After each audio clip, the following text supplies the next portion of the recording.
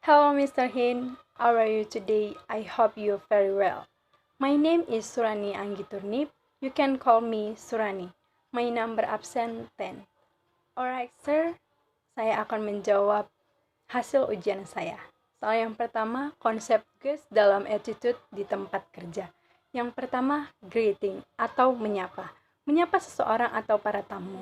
Contohnya, "Hi sir, good morning," atau "Hi sir, how are you today?" Yang kedua, urgent atau mensegerakan. Mensegerakan dalam hal sesuatu. Contohnya, sebelum tamu Anda menyapa Anda lebih dulu menyapa para tamu tersebut. Atau Anda mensegerakan pekerjaan lainnya. Yang ketiga, empati.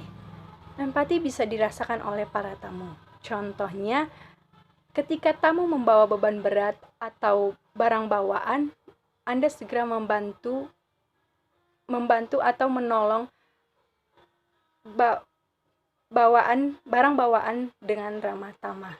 Yang ketiga, smile, tetap senyum. Menyapa sambil tersenyum atau tersenyum ketika sedang berkomunikasi bisa membuat lawan bicara kita merasa senang. Yang terakhir atau yang kelima yaitu teamwork, kerjasama. Kerjasama dalam melakukan hal yang sama. Contohnya, di hotel dapat bekerja sama dengan rekan sekerja kita. Jadi, di dalam attitude, 5 hal tersebut harus diperhatikan di tempat kita bekerja.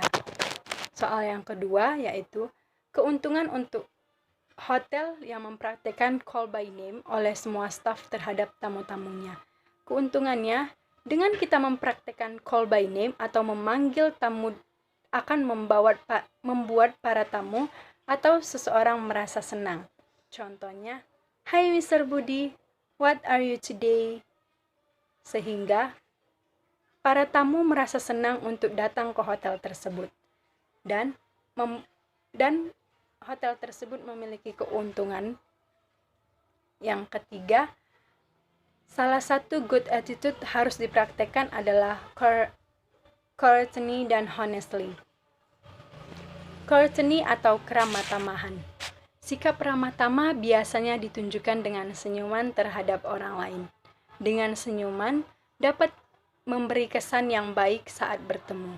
Apalagi ketika kita senyum itu secara tulus dari hati kita, maka para tamu atau lawan bicara kita merasa senang untuk dilayani. Dan selanjutnya, honesty atau kejujuran. Kejujuran mengacu pada karakter moral. Kejujuran berarti dapat dipercaya atau tidak berbohong dan bersikap terbuka. Sikap jujur sangat penting di kehidupan kita sehari-hari, apalagi di hotel. Karena sikap keterbukaan memungkinkan para tamu senang terhadap pelayanan kita, sehingga memungkinkan para tamu memberi umpan balik terhadap hotel tersebut.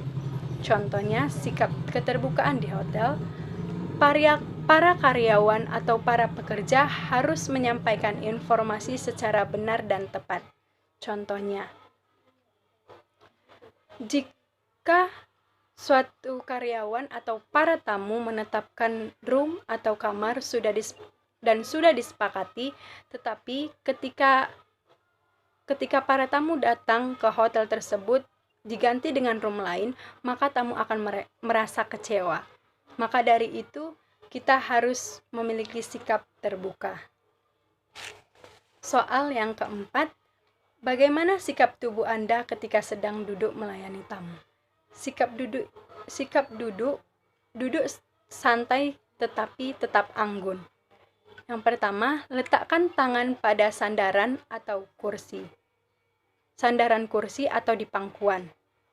Yang kedua, posisi tangan bersilang. Yang ketiga, kaki diletakkan pada posisi kiri dan kanan seperti huruf S atau disilang. Posisi bisa diubah-ubah agar tidak kaku. Soal nomor 5, yang harus dilakukan dengan menaati tata tertib perusahaan.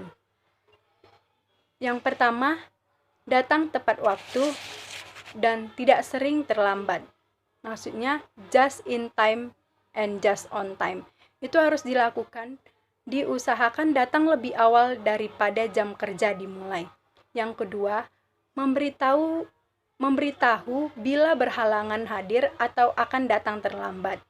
Yang ketiga, tidak menggunakan waktu kerja untuk urusan pribadi. Maka dari itu, dengan menaati tata tertib perusahaan, kegiatan di perusahaan dapat berjalan dengan lancar. Sekian dari hasil jawaban saya. Thank you, sir.